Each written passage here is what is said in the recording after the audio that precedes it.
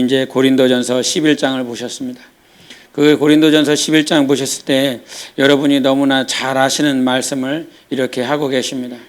근데 그 너무나 잘 아시는 이 말씀에 대해서 우리는 때로는 이 관점, 영적인 관점들, 혼적인 관점들이 무뎌질 때가 참 많이 있어요. 그래서 오늘 이 말씀을 요한복음에 있는 그 말씀과 함께 연결해서 말씀을 한번 찾아보기를 원합니다. 우리 요한복음 2장을 보시겠습니다. 요한복음 2장입니다. 요한복음 2장 13절 보시겠습니다. 요한복음 2장 13절 우리 한 절 같이 읽겠습니다. 요한복음 2장 13절입니다. 읽습니다. 시작. 유대인의 유월절이 가까운지라 예수께서 예루살렘으로 올라가셨더니 유월절이라고 하는 사건을 요한복음에 계속 등장을 시키고 있는데 그 등장시키고 있는 그 유월절의 사건 가운데서 2장에서는 이 유월절이 성전을 깨끗하게 하는 그 일과 관련되어 있는 것을 보게 됩니다. 무엇이요? 유월절이요. 유월절이라고 하는 그 절기 가운데 예수님께서 하시고자 하시는 것이 무엇이냐면 성전을 청결하게 하고자 하는 것이었습니다. 우리 6장 4절도 한번 보시겠습니다. 6장 4절 6장 4절을 같이 읽습니다. 시작. 마침 유대인의 명절인 유월절이 가까운지라.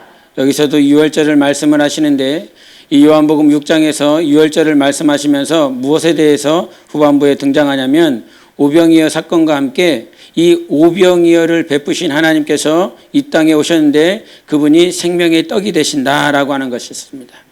예수께서 생명이시다. 예수께서 피가 되신다라고 하는 이 말씀을 하십니다. 우리 요한복음 12장도 보시겠습니다. 요한복음 12장 1절을 보시겠습니다. 요한복음 12장 1절을 같이 읽습니다.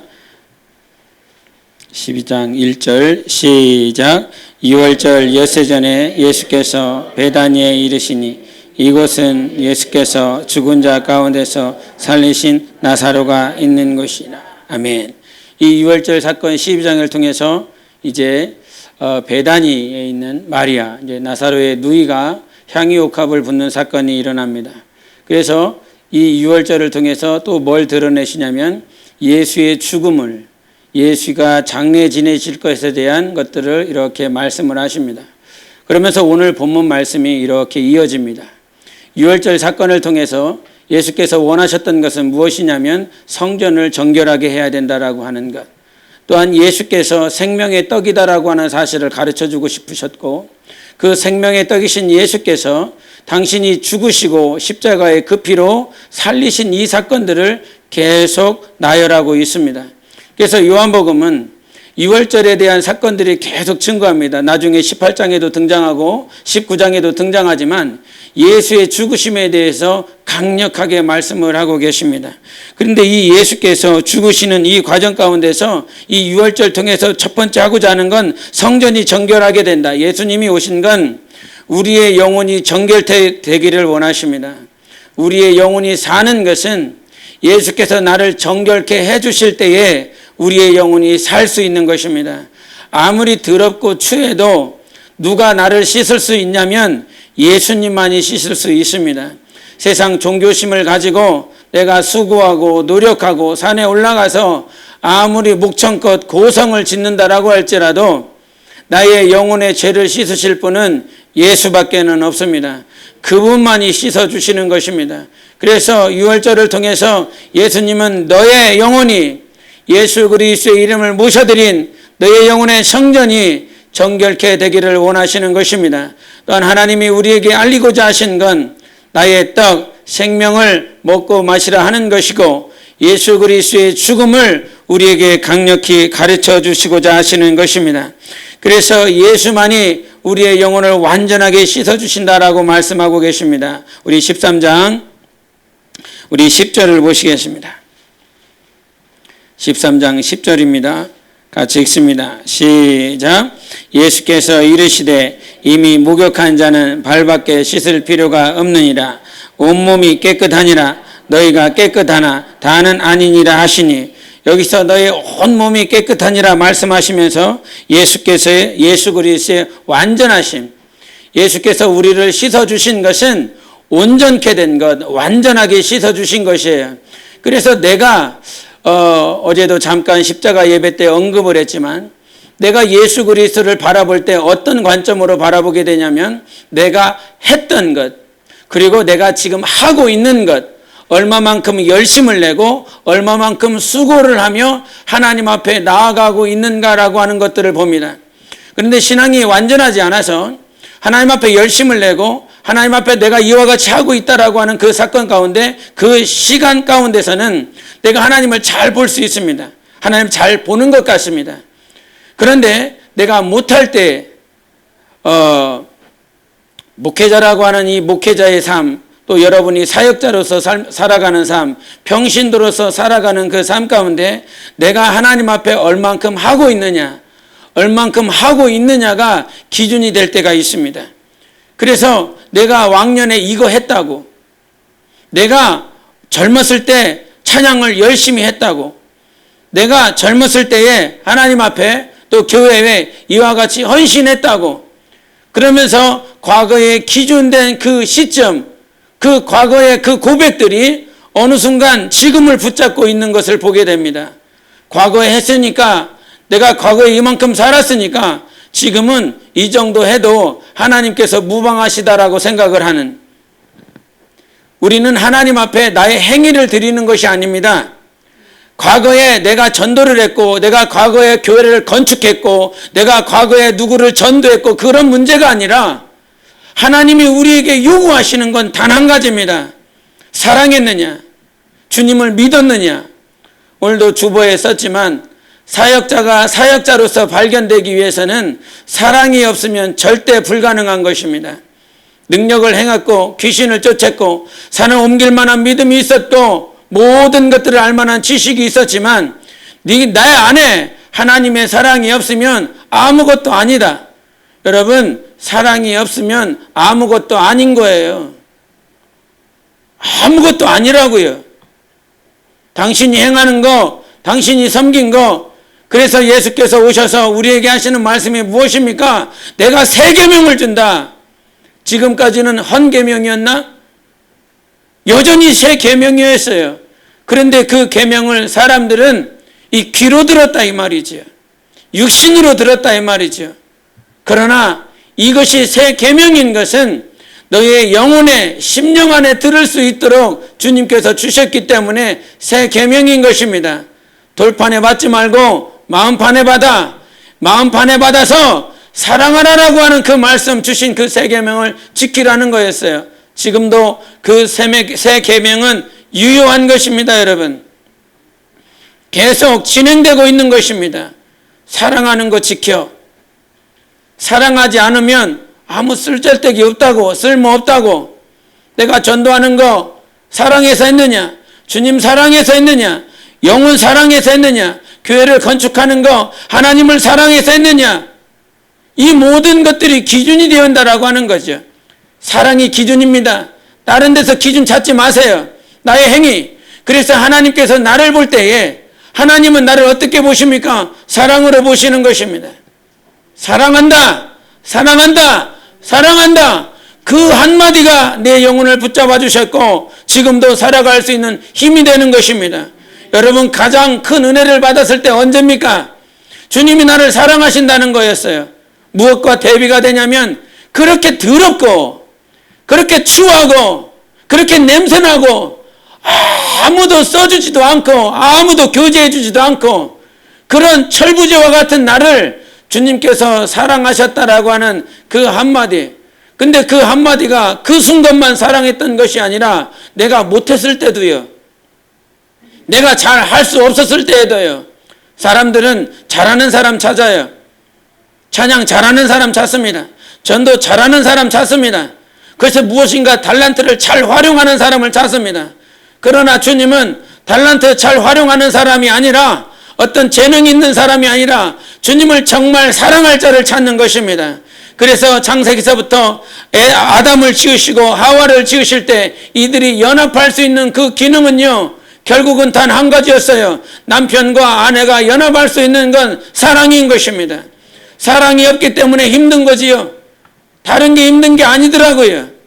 남편이 돈을 많이 벌어오든 적게 벌어오든 그것이 삶을 살아가는 데 있어서 동기부여가 되고 그 돈 때문에 이 가정이 꾸려지는 것 같지만 가장 중요한 건 사랑이었어요. 제가 제 와이프하고 결혼할 때 돈 많아서 결혼하지 않았습니다. 돈이 하나도 없었습니다. 돈이 하나도 없었습니다. 진짜 하나도 없었습니다.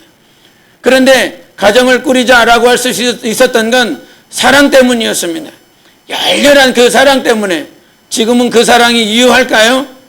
지금도 그 사랑이 유효합니다. 그러니까 안 헤어지고 지금도 살고 있죠. 네? 때로는 힘들 수 있지만, 때로는 어려울 수 있지만 그 사랑이 기준이 되기 때문에 고난을 넘어가는 것입니다.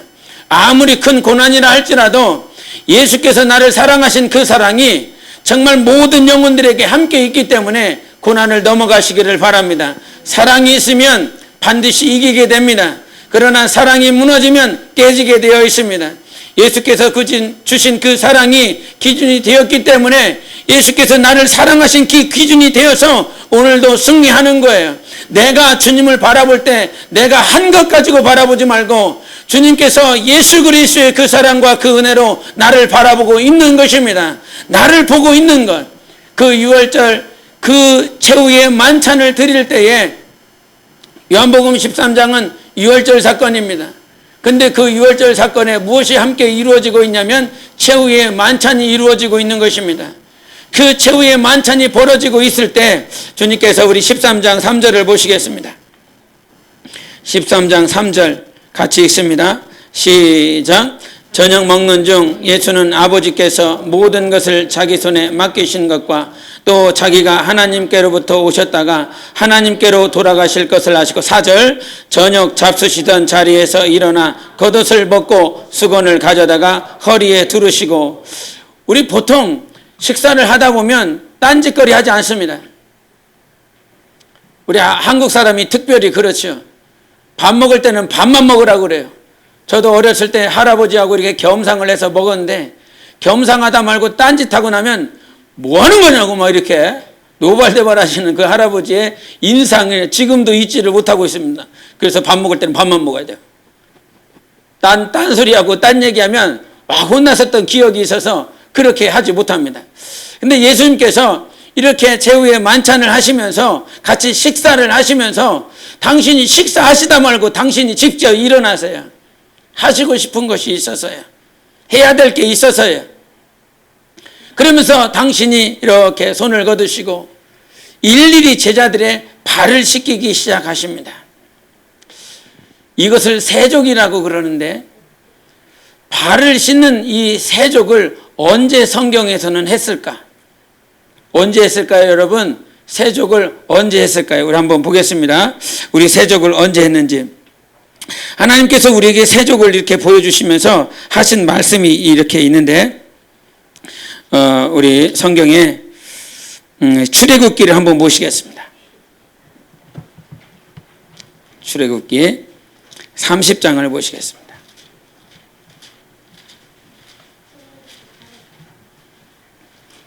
출애굽기 30장 17절부터 21절까지 보시겠습니다.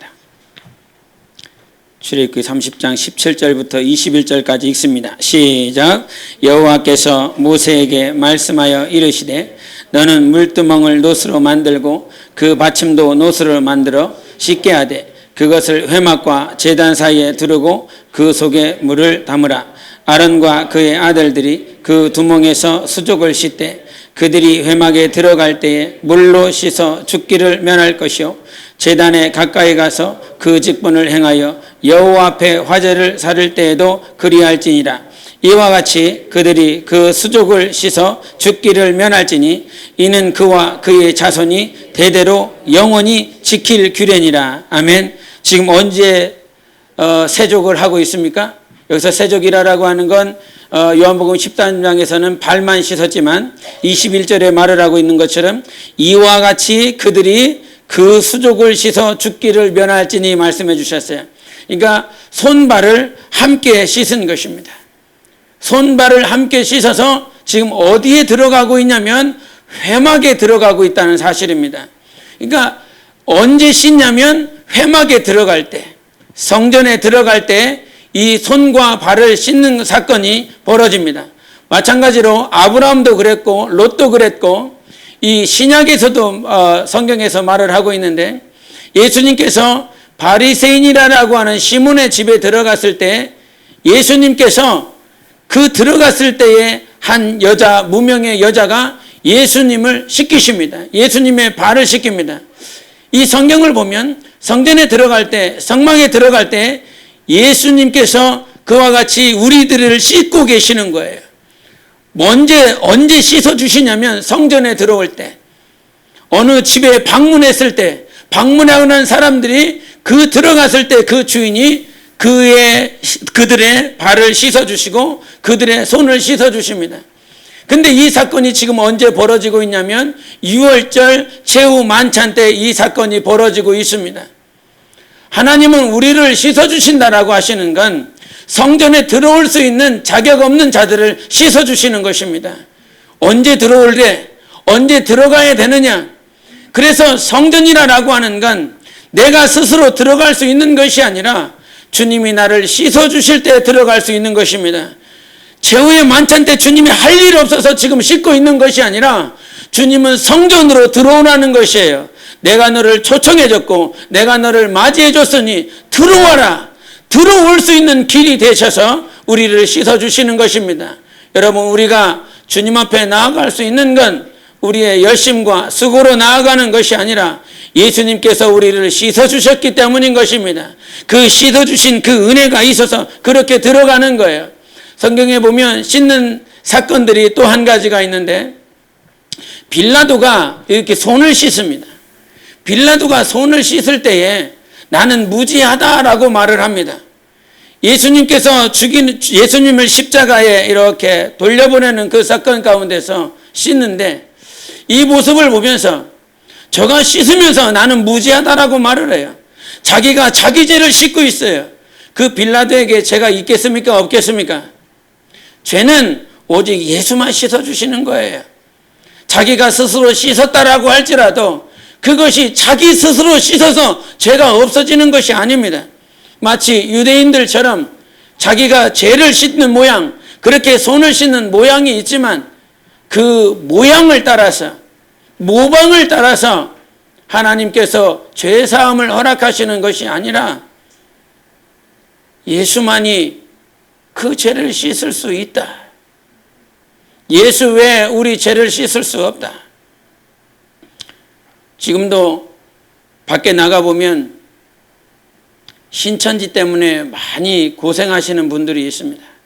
자기 자녀가요, 그 신천지에 엮어져서 그렇게 가정에 돌아오지 않고 부모를 부인하고 굉장히 애타게 지금 살고 계시는 목사님들, 그런 직분자들의 모습을 이렇게 듣게 됩니다. 지금도 주변에 저희도 이렇게 사택에 이렇게 가다 보면 신천지에서 많은 전단지 그리고 막 신문도 이렇게 뿌려놔요.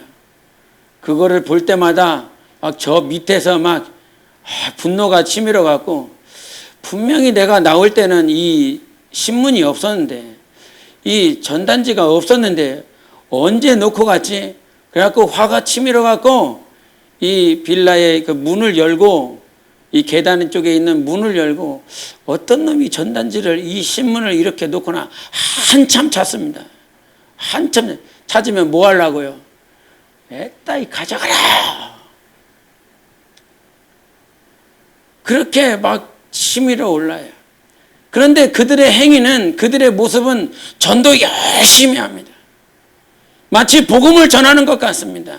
말씀을 전하는 것 같습니다. 그러나 여러분, 말씀을 전하는 행위, 무엇인가 열심히 전도하는 그 모방적인 행위로 말미암아서 죄 씻음 받을 수 있는 것이 아니라 오직 예수의 피가, 예수의 보혈이 우리를 씻었습니다. 그래서 제후의 만찬 하다 마시고 일어나셔서 우리의 죄를 씻고자 하는 것입니다. 여러분, 예수 피가 아니면 당신이 어떻게 정죄함에서 벗어날 수 있겠습니까? 예수께서 나를 씻어주시지 아니하셨다면 어떻게 살아갈 힘이 될 수 있겠습니까? 주님은 성전에 들어오라고, 나에게 가까이 오라고 우리를 씻어주셨습니다. 내가 주님을 씻은 것이 아니라 주님이 나를 씻어주셨다 이 말이에요. 나의 열심히, 나의 수고가 하나님 앞에 나아갈 수 있었던 것이 아니라 주님이 나를 씻어주셨기 때문에 주님 앞에 나아가는 것입니다. 다른 이유 전혀 없고, 그래서 하나님이 나를 씻어주시면 주님 앞에 가세요. 주님이 나를 씻어주신 이 사실을 인정하고 주님 앞에 가세요. 주님 앞에 더 가까이 나아가세요. 나에게 힘이 없고 주님께서 주시는 그 힘과 능이 우리를 세워나가는 것입니다. 그래서 성경에서는 계속 우리를 깨끗하게 씻어주셨다라고 말씀하십니다. 우리 요한복음 같이 본문에 돌아가셔서 우리 13장을 보시겠습니다. 13장 10절 13장 10절을 같이 읽겠습니다. 시작. 예수께서 이르시되 이미 목욕한 자는 발밖에 씻을 필요가 없느니라. 온몸이 깨끗하니라. 너희가 깨끗하나 다는 아니니라 하시니, 여기서 깨끗하다는 표현을 하셨는데 이 깨끗하다는 표현을 요한복음에 3번의 말씀을 하십니다. 우리 13장에 이 10절에 말씀하시고 11절에도 이는 자기를 팔자가 누구인지 아심이라. 그러므로 다는 깨끗하지 아니하다 하시니라. 이렇게 두 번째 말씀하시고 마지막에 말씀하신 곳이 어디냐면 15장에 있습니다. 15장 3절을 같이 읽겠습니다. 15장 3절 같이 읽습니다. 시작. 너희는 내가 일러준 말로 이미 깨끗하여졌으니, 무엇으로 깨끗하여졌다라고 말씀하시냐면 말씀으로 깨끗해졌다라고 하십니다. 하나님이 우리를 깨끗하게 하는 그 증거는 말씀이라는 사실이지요. 어제도 말했던 것처럼 하나님은 우리에게 말씀 주시기를 원해요. 그 말씀이 우리를 살게 하는 거예요. 신앙생활에 말씀이 없는 사람은 절대 이길 수가 없습니다. 계시록에도 하신 말씀처럼 성령이 교회들에게 하시는 그 말씀을 들을 때에 이길 수 있는 거지요. 들을 수 있는 귀, 뭘 들어? 말씀을 들을 수 있어야 되는 것입니다. 말씀을 듣는 교회는 승리합니다. 그러나 말씀이 없는 교회, 즉 성령이 교회들에게 하시는 그 말씀이 없는 것, 그 말씀을 듣지 못하는 교회는 절대 이길 수 없어요. 오늘 주님께서 우리에게 주시는 말씀은 뭐냐면요, 다른 거 아니에요. 식탁을 같이 마시면서도 일어나셔서 나를 씻고자 하는 것이 주님인 거예요. 주님이 여러분 죄를 말끔하게 씻기를 원하신 것입니다. 그것이 이루어졌다고요? 안 이루어졌다고요? 이루어졌다고요. 이미 온전하게 다 깨끗하여 졌느니라 말씀해 주셨어요. 그러나 다는 아니라고 그러죠. 누구를 향해서 말씀하시는 겁니까? 가룟 유다를 향해서 말씀하시는 것입니다. 애석하고 안타깝지만 하나님의 말씀을 듣지 못하는 자들은 자기가 주인이 되어서 그렇게 가버립니다. 그러나 우리의 주인은 누구십니까? 하나님이십니다. 주인이 종에게 하는 말이 진리인 거예요. 종이 아무리 능력이 있어도 주인이 하라는 대로 할 수밖에 없고, 주인이 이렇게 명령하는 대로 순종할 수밖에 없어요. 그런데 우리 주인이 뭐라고 말씀하셨냐면, 내가 너 씻었다고, 내가 너 말끔하게 다 씻었다고. 그것이 나를 정죄하지 않는 하나님의 뜻인 거예요. 하나님은 절대 우리를 정죄하지 않습니다. 정죄하지 않는 길을 우리에게 보여주셨어요. 이 말씀을 이렇게 묵상하면서 다 씻었는데, 제자들은 다 씻었어요. 온몸이 깨끗하다라고 그랬어요. 온몸이 깨끗했는데 주님은 아시는 거지요. 다 깨끗한데 알면서도 발이 더럽다라고 하는 것을 아시고 오시는 거예요. 그러면서 그 발만 씻어주시지요. 여러분, 발 씻어주실 수 있겠습니까? 온몸이 다 깨끗해요. 내 옆에 있는 지체들, 내 가정의 남편, 아내, 자식, 부모의 발을 씻어주실 수 있겠습니까? 그 발을 여러분 씻어주십니까? 아니면 그 발을 더 더럽게 하고 계십니까? 씻어주기는커녕 오히려 오물과 허물과 좌절과 절망 가운데 빠져있는 그들의 발을 더 시커멓게 만들어버립니다. 주님은 씻어주라고, 이 발해라라고 하는 것이 그 당시에 의상을 따라서 보면 이 발의 더러움은 잘 보이지 않는 곳이에요. 숨겨진 곳이에요. 저마다 숨겨진 죄들, 저마다 숨겨진 허물들이 굉장히 많은데 우리는 그 허물을 씻어주려 하기보다 오히려 더럽고 추한 자로 낙인 찢어서 더 살아가지 못하도록 버려버립니다. 여러분이 주 예수께 씻음을 받은 제자라고 한다면 내 삶 가운데 형제들의 허물, 자매들의 그 허물 씻어줄 수 있는 그런 믿음과 사랑이 있기를 바랍니다. 하나님은 씻으라는 거예요. 제발 씻어주라는 거예요. 근데 이것이 왜 이렇게 안 씻어지는지, 과거에 저 사람에 대한 인식, 과거에 저 사람에 대한 허물들을 내가 알고 있어요. 저 사람이 뭘 잘못했는지 알고 있어요. 그러면 그 허물들이 내가 충만하고 은혜를 받을 때에는 다 덮어주고 사랑하고 안아주는데, 시간이 지나면 내가 주님 앞에 제대로 못 서 있고 행위 중심에 빠져 있으면 어느 순간 다 과거의 모습들이 다 드러납니다. 쟤 옛날에 저랬어. 근데 저렇게 웃고 돌아다녀. 쟤 저렇게 잘못하고 허물이 저렇게 많아. 그런데 하나님 앞에 기도한다고 기도하고 있어. 그런 게 다 무엇이냐면 자기가 가지고 있는 기준 때문에 그러거든요. 여러분이 기준을 가지고 있으면요, 절대로 저 사람을 세워줄 수가 없습니다. 의의가 뭡니까? 내가 가지고 있는 것이 아니라 정죄하고 판단하고 그렇게 허물을 드러낸다라고 하는 것. 신천지가 아무리 잘났어도 그들이 이단인 건 그들이 뿌리는 모든 전단지가 복음이 아니라, 말씀이 아니라 한기총, 목회자, 교회, 그 앞에 머리글에 한기총과 목회자들과 교회들의 모든 허물들을 다 싸잡아서 그렇게 하고 있습니다. 아무리 그들의 말이 맞아도 그들이 어떤 한기총의 허물들, 이것이 맞을 수 있겠지요. 그들이 잘못한 흔적을 찾아낼 수 있겠지요. 그러나 하나님은 그렇게 일하시지 않습니다. 하나님은 허물을 들추어내서, 하나님은 연약함을 들추어내서 하나님의 일을 하시지 않습니다. 우리 하나님은 가리십니다. 씻어주십니다. 내가 다 씻어줬다. 여러분, 여기서 가늠한 여인과 같은 삶이 없었다고 한 사람 누가 있었겠습니까? 가늠의 기준이 무엇입니까? 직접 육신으로 가늠한 사건을 주님이 말씀하신 것이 아니라 모든 생각과 마음의 것들을 다 드러내면서 너희들 가늠했잖아. 너희들 살인했잖아. 그런데도 불구하고 내가 이 자리에서 기도할 수 있는 이유가 무엇입니까? 그런데도 이 자리에서 하나님 앞에서 두 손 들고 예수 우리 왕이여 이곳에 오셔서 찬양할 수 있는 이유가 무엇입니까? 주님이 가려주셨기 때문입니다. 주님이 들춰내지 않았기 때문인 겁니다. 다 가렸어. 다 씻었어. 주님이 오늘도 내 발을 씻겨주십니다. 오늘 회개 기도하셨죠? 이게 주께서 내 발을 씻어주시는 것입니다. 내 영혼은 예수의 보혈로 완전하게 씻음을 받았지만 오늘도 육신은 지난 한 주간 삶 가운데서 온갖 허물과 더러운 것도 추한 것들 다 묻히고 돌아왔습니다. 없다고 말할 수 있겠는가? 그러나 예수님께서 우리를 씻어주시는 것입니다.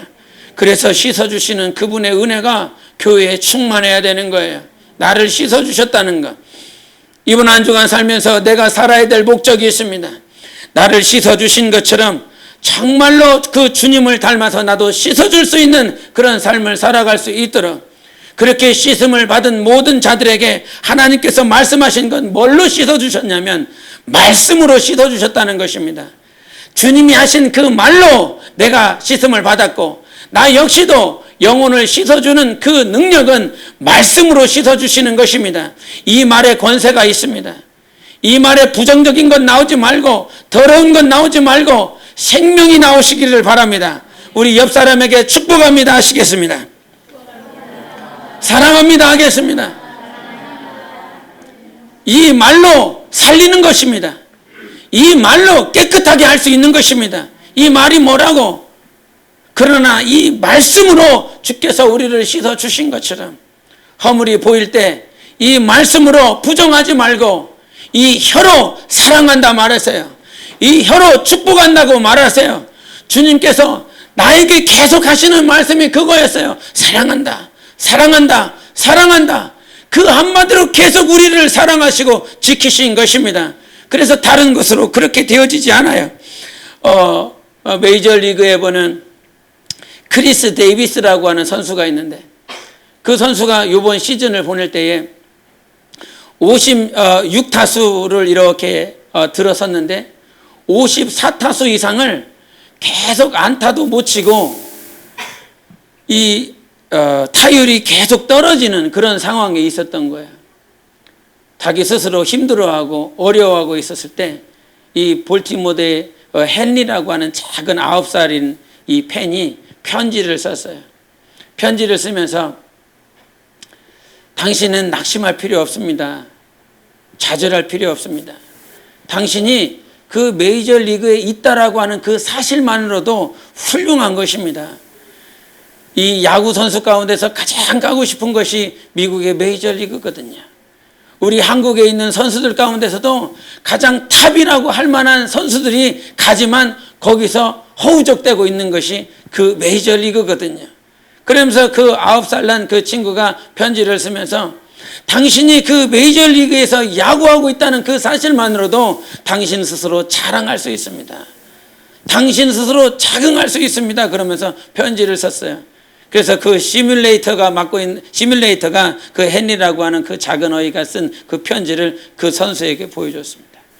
그 선수에게 보여주고 그 선수는 용기를 얻고 그날 타석에 들어섰을 때 3안타를 치면서 그 암흑의 터널을 벗어나왔다라고 하는 거예요. 여러분의 말 한마디가요, 오늘 좌절하고 절망한 영혼이 암흑의 터널에서 벗어날 수 있는 힘이 되는 것입니다. 내가 하는 말이 뭐라고? 그러나 그 말에 권세가 있잖아요. 말씀에 권세가 있잖아요.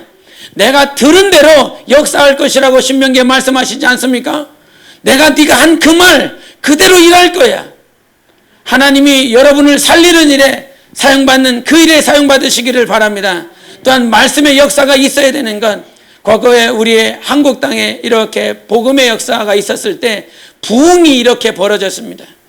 그 부흥할 때에 다른 것이 벌어지지 않았습니다. 다른 것들을 일하지 않고 말씀의 부흥이 벌어졌다라고 그래요. 그래서 17세기 말과 18세기 초에 이 선교사들이 들어와서 이 부흥하는 이 과정들을 이렇게 보면서 이 말씀을 얼마나 사모하는지 조선 사람들이. 근데 그 가운데 백사겸이라고 하는 사람이 있었는데 그 백사겸은 맹인이라는 거야. 앞을 보지 못하니까 아버지가 이 성경 조그마한 것을 가지고 그 옆에서 계속 말씀을 읽어줬다는 거야.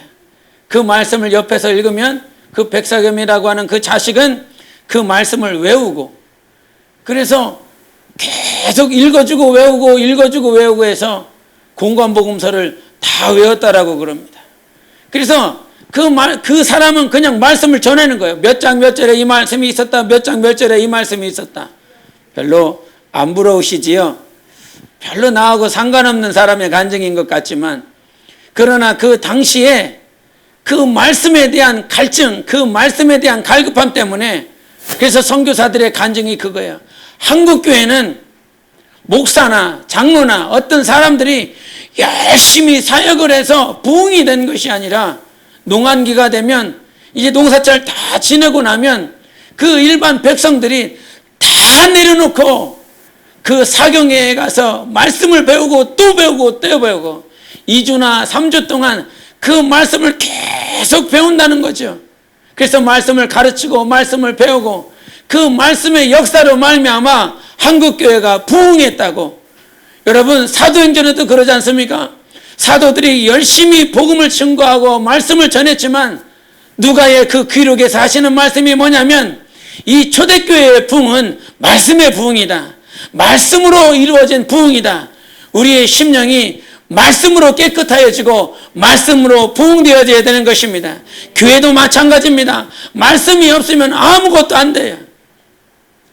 말씀을 전할 때 우스갯소리도 있고 조크도 하고 다 하지만 그 조크나 그 말씀은 여러분의 정신을 깨울 수는 있을지언정 영혼을 살리지 못합니다. 영혼을 살리는 건 하나님의 말씀밖에는 없어요. 그 말씀이 지금까지 여러분 수많은 말씀을 들었지만 그 말씀 가운데서 조크 때문에 살아나지 않았어요. 설교를 전하면서 농담한 그 얘기로 살아나지 않았어요. 여러분의 심령을 뒤집어 보세요. 여러분의 심령을 파헤쳐 보세요. 이 창세기부터 계시록까지 수많은 말씀이 있지만 이 말씀 가운데 한 단어 아니면 그 한 문장 한 절이 여러분을 붙잡아 주셔서 승리하게 되고 주님을 따르게 되었었던 원동력이 되었었던 것입니다. 말씀밖에 없습니다. 여러분, 아무리 들었었던 그 말씀 또 듣고 또 듣고 또 듣는 것 같고 지난주에 들었었던 말씀 같은데 또 다음 주에는 무슨 얘기 할까요? 했던 얘기 또 합니다. 이상하리 마치 또 하고 있는 거예요. 누구 하는 거예요? 예수 얘기하는 거예요. 예수 또 얘기하고 있는 거예요. 맨날 들었었던 그 말씀이 심령으로 깨어졌을 때 여러분 영혼은 살아나는 것입니다. 말씀만 여러분 영혼을 소성케 해요. 그 여호와의 율법은 여호와의 말씀은 영혼을 일으키고 영혼을 소성시킨다고 시편 19편에 말씀하시지 않습니까? 다른 거 없습니다. 오직 말씀과 기도로만 거룩해질 수 있습니다. 교회라고 하는 성도 여러분, 말씀이 왜 없습니까? 왜 말씀에 부흥이 없습니까? 그거는 은혜로만 가능하기 때문인 거예요. 말씀을 많이 읽어요. 말씀을 계속 읽습니다. 여러분 말씀 읽잖아요. 그 말씀 읽으면서 왜 조십니까? 하나님께서 주무시게 하시니까 그렇겠지요. 그러나 하나님이 은혜를 주시면 눈이 떠집니다. 영혼이 떠집니다. 이 말씀이 살아서 역사합니다. 그런 은혜가 한 주간 충만하세요. 말씀이 이거 시덥잖은 그런 말씀 같지요. 그러나 이 말씀이 당신 살린 거예요. 이 말씀이 레위기 읽으면 막 은혜가 되지요. 레위기 읽으면 말씀이 막 살아나요? 안 살아나요? 레위기 읽으면 레위기가 어디에 있어요? 출애굽기. 제 아들입니다. 막 좁니다. 열심히 잡니다. 레위기 읽으면 막 충만해지지 않아요. 레위기 읽으면 곧바로 잠이 쏟아져요. 아주 명약입니다. 그러나 그 레위기 안에 있었던 그 제사가 예수의 피가 예수의 부혈이 우리를 살린 거예요. 그것 때문에 우리가 살아났어요. 다른 것 때문에 살아나지 않았어요. 여러분 예수 피가 복음이 아니면 뭐가 복음입니까? 예수의 보혈이 복음이 아니면 뭐가 복음입니까? 우리에게 가장 기쁜 소식이 무엇입니까? 십자가에서 나를 살리려고 예수님께서 그 피를 흘렸다는 것 아닙니까? 그것이 복음이고 그것이 나를 살린 것입니다. 복음을 전할 때 다른 것 전하지 않습니다. 똑같이 이 앞에서 상가 앞에서 전하다 보면 레퍼토리 계속 똑같아요. 그래서 이 상가 옆쪽에 보면 자그만 그 학고방 같이 이렇게 열쇠집이 있어요. 열쇠집이 있고 이렇게 분식집이 있어요. 이게 부부예요. 남편은 열쇠집을 하고 아내는 이렇게 분식집을 하는 거예요. 그래서 그 앞에서 계속 이렇게 복음을 전하고 있으면 레퍼토리가 똑같으니까 저분한테 미안하다 이런 생각이 들 때가 있어요. 저 열쇠집 계속 이렇게 앉아갖고 이렇게 TV를 보시거든요. 남편분이. 그럼 똑같은 레퍼토리를 들으실지 안 들으실지는 모르지만 똑같은 레퍼토리니까.